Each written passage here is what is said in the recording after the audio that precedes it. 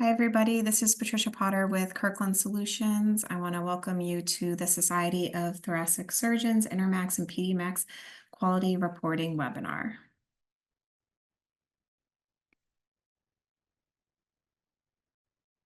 Our agenda for today, I'm going to just go through the welcomes, introductions, go through a few housekeeping updates, and then we're going to hear from Ryan Cantor and Brandon Singletary. They are part of the reports team here at Kirkland Solutions. So today on the call from STS, we have Nancy Honeycutt. Nancy is the STS National Database Manager for Adult Cardiac Surgery Database and Intermacs and Pedimacs. We also have Carol Crone. Carol is the director of the STS National Database. And we also have Leanne Jones. Leanne is the STS National Database Manager for the General Thoracic Surgery Database and Congenital Heart Surgery Database. I'd also like to introduce my team here at Kirkland Solutions. So today on the call, we have Ryan Cantor, Brandon Singletary, Maceo Cleget, and John Pennington. I just wanted to briefly go through our report distribution calendar. So September 30th, you should have received the Q2 reports. And then just a reminder for our Q3 reports, the data entry deadline will be coming up October 31st. We have some upcoming webinars. The first one will be October 29th. That will be the AQO Intermacs and Pedimacs Hot Topics webinar. And anyone who attended AQO either in person or purchased the virtual pass is more than welcome and invited to attend that webinar. We're going to have some of our speakers that were in attendance at AQO. They're going to be joining us on that webinar to go through some highlights of their presentation. They'll be available for questions and answers. So that's a really great opportunity. If you did not attend AQO and it's something that you're interested in, you can still purchase the virtual pass to attend that webinar. And then our next user group webinar for Intermacs and Pedimacs will be October 30th at 1 p.m. Central. And that will be our last webinar of 2024 because the following two webinars would fall during Thanksgiving week and Christmas Day. So that will be our last webinar for 2024. And then just a few resources.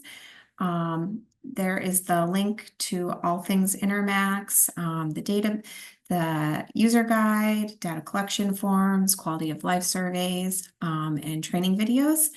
And then these are the email addresses. If you have any questions about your login credentials, you can email intermacs@curso-admin.net. And any reporting questions can go to reports@curso-admin.net. And then here is both my contact information as well as Nancy. So any questions anytime, feel free to email us. For this webinar, if you have any questions, go ahead and put your questions in the Q&A box, please. So Brandon, I'm going to turn it over to you to talk about the dashboard. Great. Yeah, thank you, Patricia, and good afternoon, everyone. Let me share my screen here real quick. I'm just going to give a brief overview of the dashboard and our outcome analytic tools. Just to kind of reiterate what Patricia was just talking about, I did give a kind of walkthrough demonstration as well as talk through the content of the dashboard and our outcome analytics tool at AQO. And I will be going through that again at that Hot Topics webinar. So if you have desire to learn more about the dashboard, or if you just want a refresher course, please feel free to join that with us.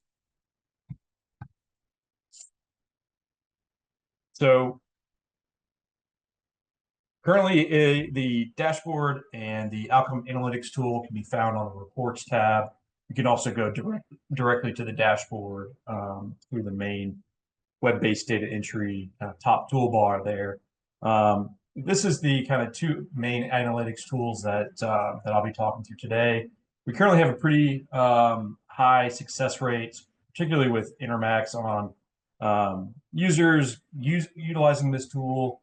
There's a lot of several different content and things found within each of these that provide you the ability to both look at your data as well as compare your center's performance against the aggregate Intermacs and find filters to look at particular populations within your center and the aggregate Intermacs data. I'll kind of briefly discuss that now. So the outcome analytics tool is something that I want to reiterate is not just only given access to those individuals that have access to the dashboard. This is for all open to all users in the web-based data entry that want to look at more long-term outcomes for what the dashboard currently provides. So for example, here, I just have a quick snapshot of an example of looking at freedom from transplant for HeartMate 3 only patients. So again, this gives you the ability to go back to say 2021 and look at a 2-year period of time and see from their first implant in Intermacs, their time to that transplant in the registry. These give both, again, center-specific comparisons, so you can look at just one population within your center, as well as compare to two different populations.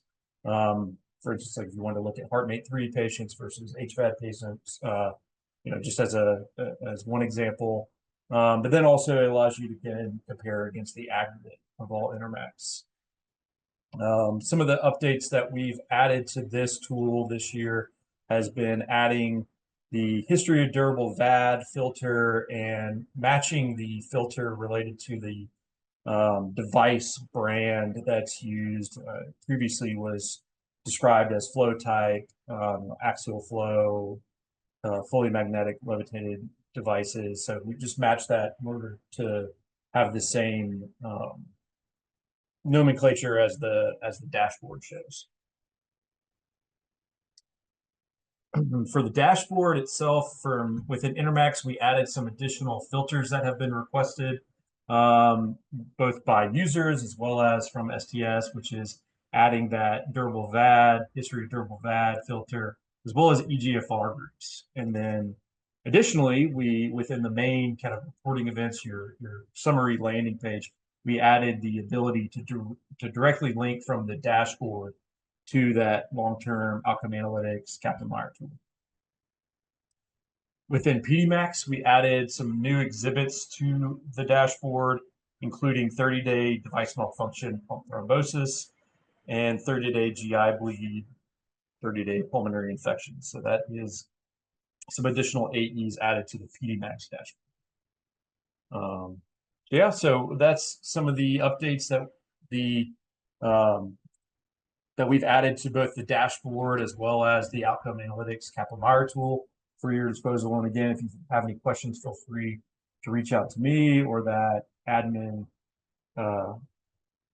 email address, and we can help you figure out if you have access to the dashboard or if you need to change users and who accesses the dashboard. We can certainly help with that process. And if you'd like to learn more, join us for the Hot Topics webinar. Thank you. Thank you so much, Brandon. Does anybody have any questions for Brandon? If you do, you can put them in the Q&A box.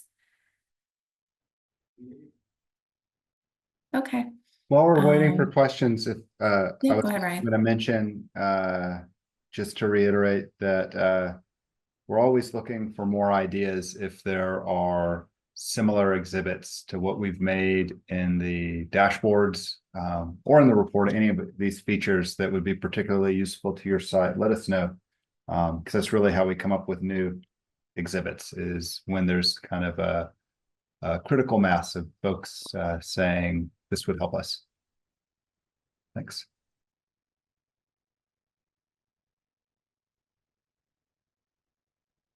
All right, I don't see any questions yet for Brandon. Ryan, do you want to go ahead?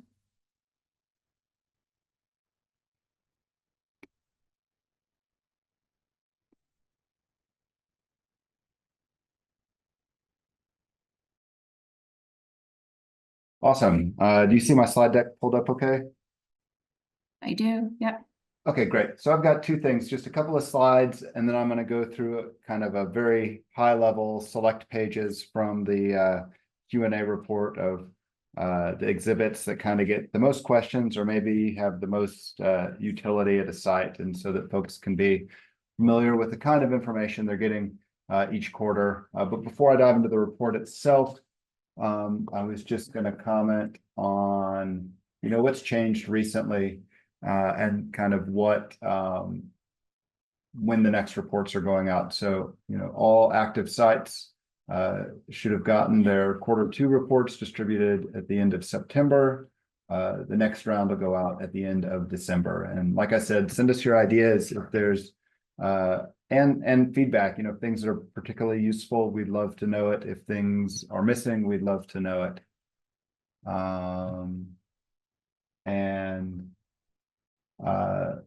The only thing we changed last quarter, and it was I think it might have even gone in a quarter before that, was expanding the hemolysis rate exhibit in the most recent report to include major versus minor hemolysis. And that question was only added on the beginning of 2022, so it's only reported since then. But just a little bit more details on the type of hemolysis that's kind of shown here, what that exhibit looks like at a fake hospital. Let's see, there haven't been any edits to the Pedimacs report, but we are going to correct. We had a minor calculation that needed to be corrected in the AE rate reporting that was only in the recent year report. So we'll be getting that all resolved in the reports that go out at the end of the year.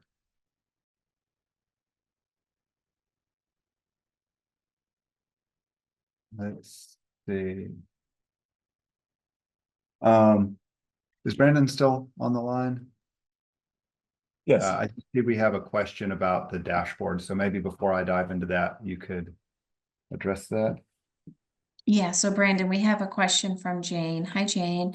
Will the dashboard have any 6-minute walk data and surveys completed data? So quality of life surveys. Yeah, so this is actually something that has come up a couple of times over the years since we've rolled out the dashboard of different ways to incorporate quality of life data. So that's definitely something on our radar that we're looking to add in the future. We currently don't have that built into the dashboard now, but like I said, that's one that has come up several times. So we will definitely add that kind of to the top of the list of potential future exhibits to add both that survey completing rates, the data itself. So yeah, thank you, Jane. Great, thanks, Jane and Brandon. Great, thanks, guys. Okay, so I'm going to go through a few of the key features of the QA report, and one of them will be where the quality of life and functional capacity stuff comes out in here. So although it's not in the dashboard, it is in kind of our static QA reports. So here is when you get your reports, you get a packet of these, and like Brandon showed, there's a page on the web-based data entry where you have a bunch of different squares of like how to get to the different things, and you can download the packet of reports from that. Site administrators get to download the reports and can share with their teams.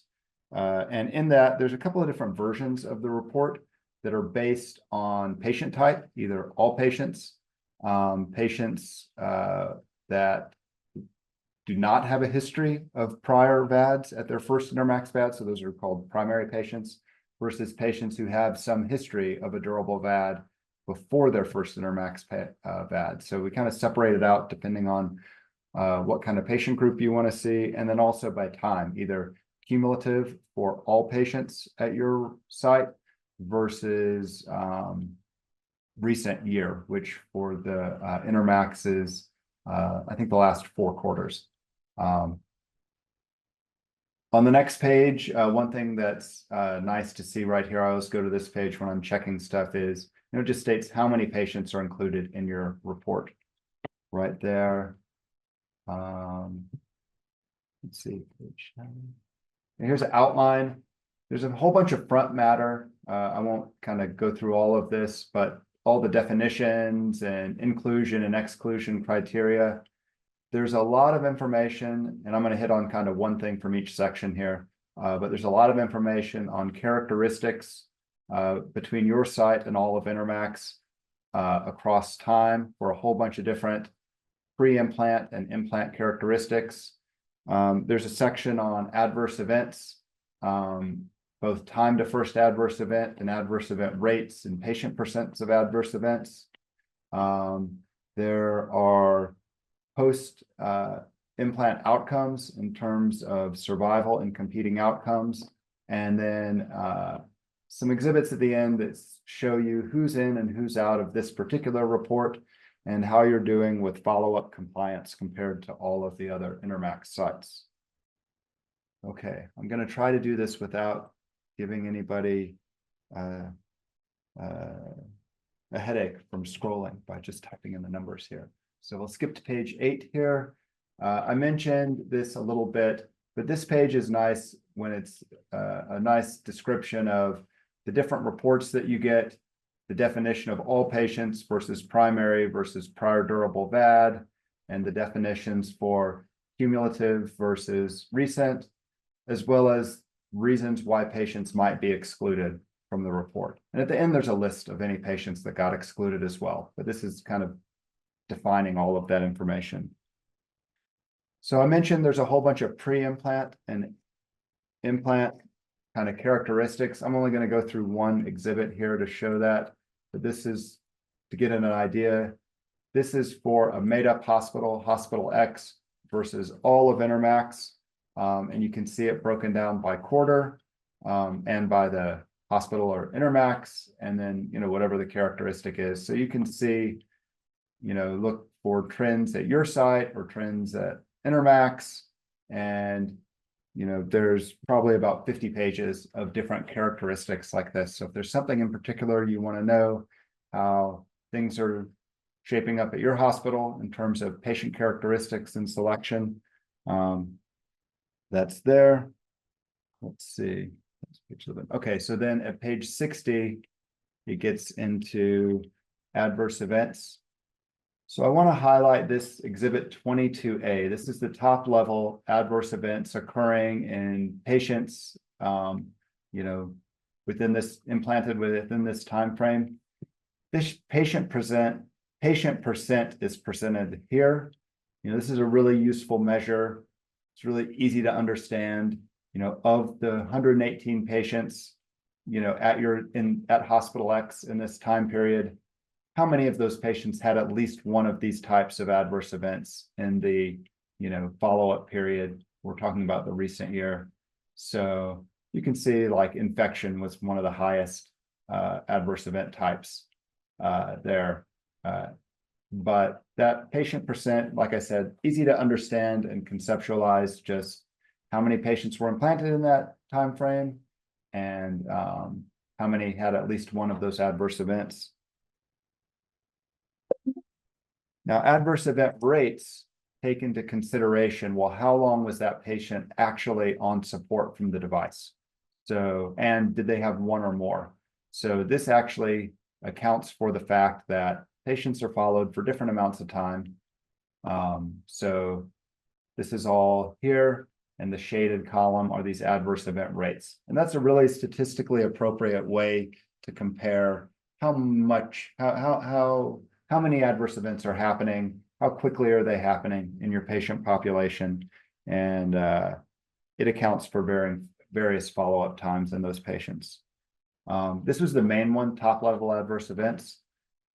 And then, but we break it out for a bunch of the subtypes. I'm only going to show one here, but here's different infection rates by details, kind of the top-level details on the infection page. So whether or not it was MCS related or non-MCS, if it was MCS related, you know, what was the infection rate for driveline and pump infections?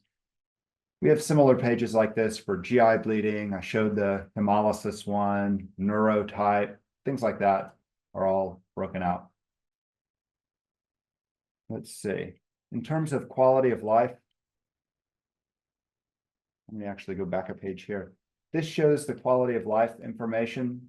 We have it for a bunch of different quality of life and functional capacity measures, like 6-minute walk. But here I'm just going to show it for the visual analog scale. Just did the patient, how good is their health, 0 to 100, self-report. So really useful self-report, patient-reported outcome there.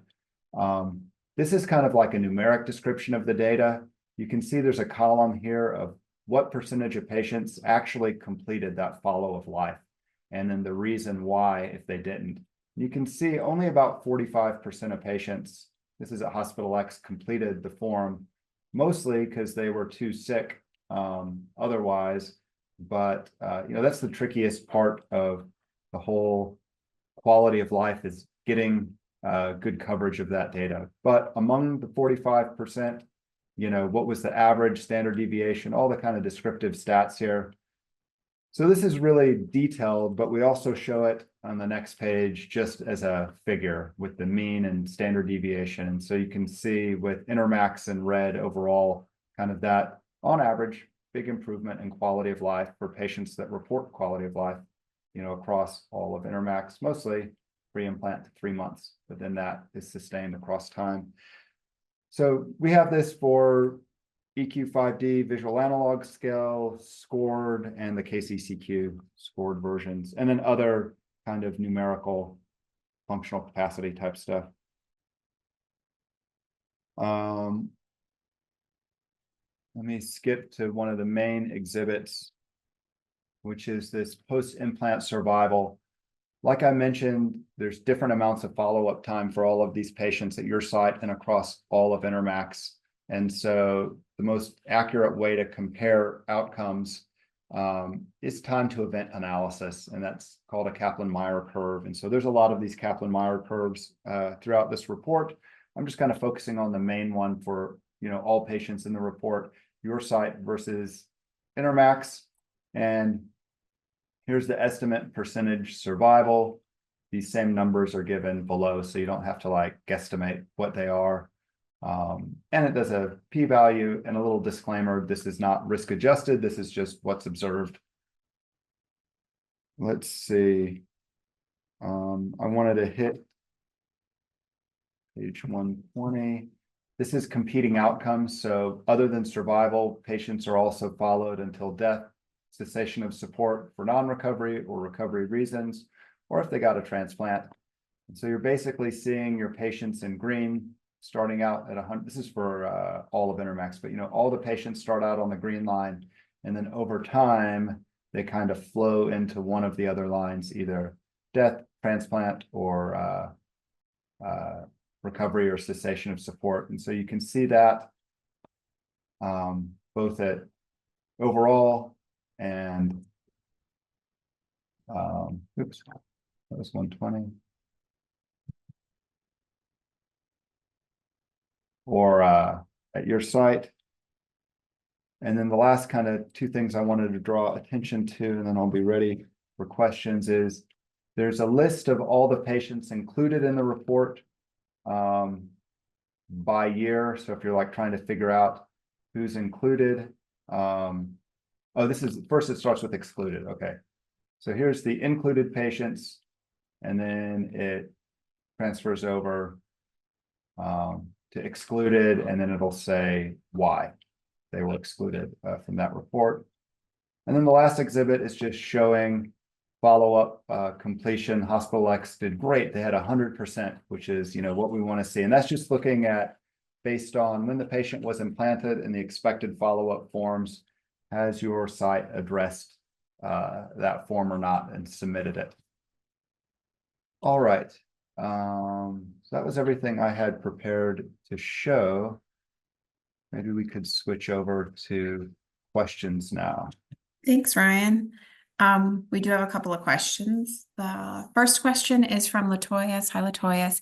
Hi, is it possible to add information blips to the requested data to ensure the correct measure is getting utilized? Example, was there hemolysis event? The blurb can define what is hemolysis and the associated values. Same with HIT and TEG questions as examples. Another example, aortic cross clamp. What is this and when is it used? So I think what you're saying is maybe like add some helper text or add more definition, more of the definitions to the data collection form, not just in the user's guide. I hope I'm understanding that correctly. Yes, we certainly can do that. I do know the helper text is helpful, so we can do that for sure. And then our next question is from Tiandra. Hi, Tiandra. Can you, so Ryan, this is regarding Exhibit 24. Can you clarify N captured on the following for Exhibit 24, hospital days for discharged patients? This exhibit seems to exclude patients that have expired during the index hospitalization period. However, the verbiage states this exhibit includes patients that died or were transplanted, and the implant hospitalization is the death date or the transplant date, respectively. I've compared the total N to the total N shown on Exhibit 25, 30-day readmission, and the total N match. This should not be when Exhibit 25, 30-day readmission only include patients that were discharged alive on device and readmitted within 30 days. Should we pull up Exhibit 24? Do you have that, Ryan? Yeah, let me take a look at this real quick. Okay. I can tell with this level of detail, it might be something I need to investigate and then follow up on, but let's just see to make sure I'm seeing the right thing. Okay. So thank you for pointing that out.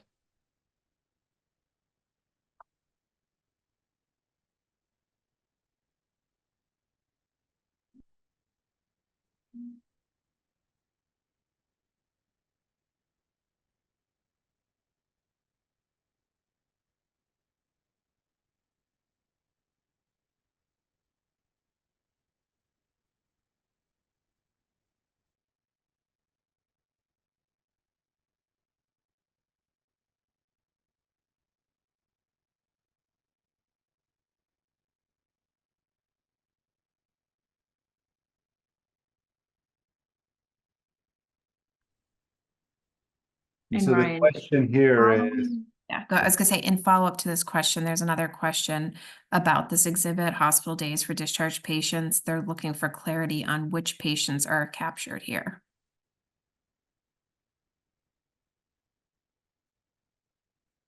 okay, so I think I'll have to confirm and send out an email, but I believe that this would be for all patients with a discharge form.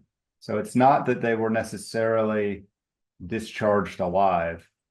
I think the intent here is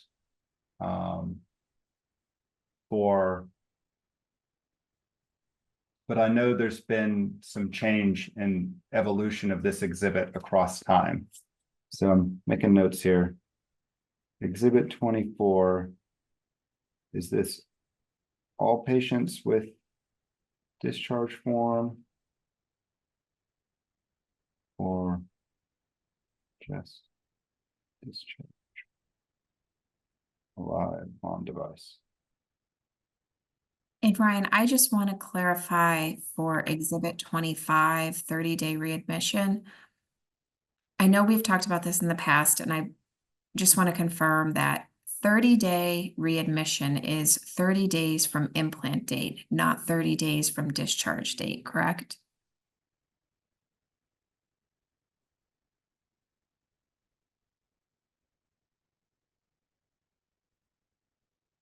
I'll have to go back and look at this. It seems to make more intuitive sense to look to key that off of discharge date.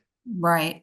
Yes. So, because I feel like it at one time, or it was historically 30 days implant, but we had talked about changing it. So I was just personally curious, had we changed it to 30 days from discharge? or is it still currently 30 days from implant?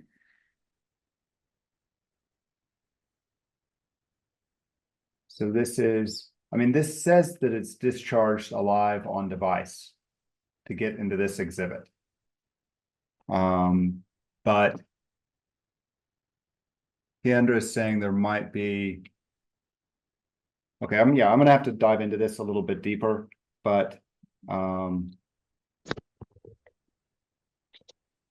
follow up on these guys, and then let me make one more note. Because I'll also add on exhibit 25, the date. That's kind of the start date. Confirm its discharge date. Thank you. So very good questions, because definitely need a little clarity on these. So thank you. And we'll get this resolved and or I mean, at least clarified if it's not correct, and if it's incorrect, resolved before the next set of reports go out. Thanks, Ryan. Sue Ellen, you raised your hand. Do you want us to take you off mute so you can ask your question? I think we can do that.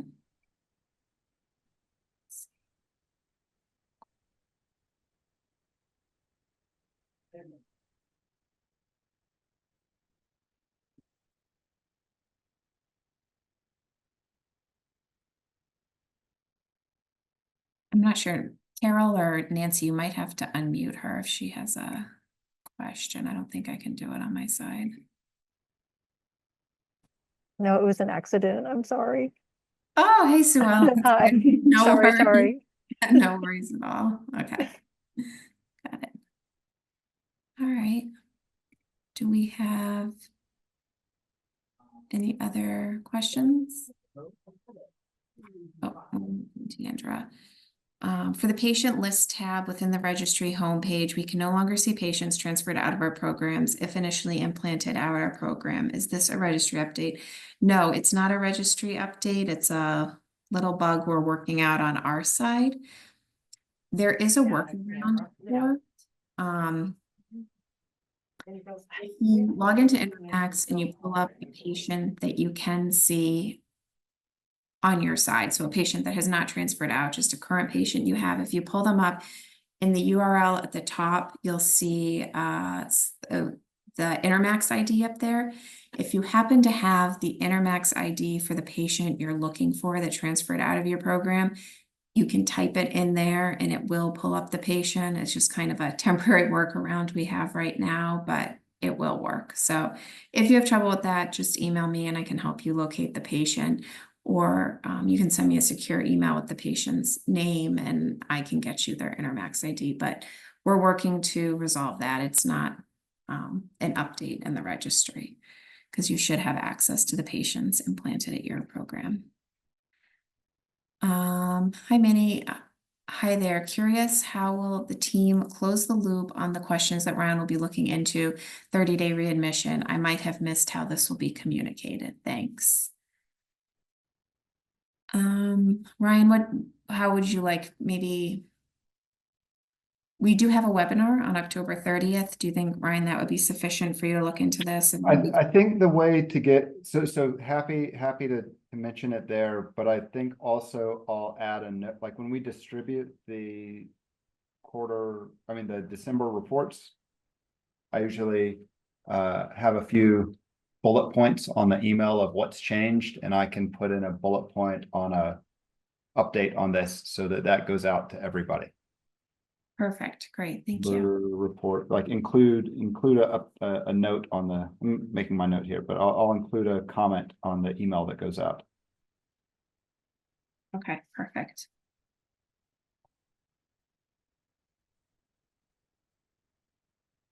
Any other questions?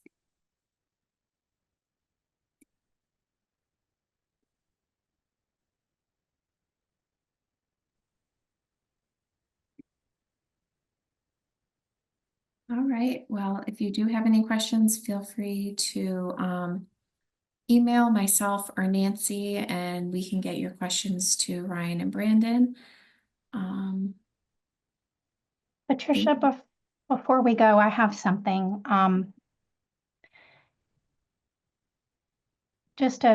last week or a few weeks ago, we started an STS Facebook page for the database users. So if anyone is interested in joining our Facebook page, I will put a link to that in the chat.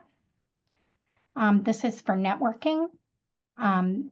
It's been going for, I guess, about a week now. It's been pretty fun. So if anyone is on Facebook and would like to network with other data managers and data coordinators, just sign up or join our group. Nancy, will it be a page specific for the different databases, or is it one group for all the databases? It is one group for all the databases. Okay. Yep, and I put the link to the group in the chat box. Thank you.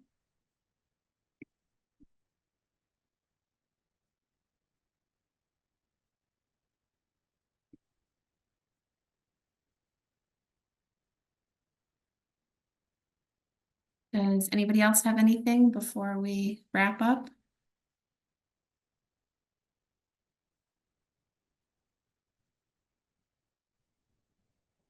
All right, well, thank you very much, everybody, for joining. We'll have our Hot Topics webinar on October 29th. So if you're interested in joining us for that, it's a 4-hour webinar.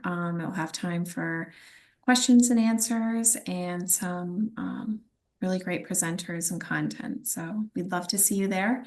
And then October 30th will be our last data manager meeting of 2024.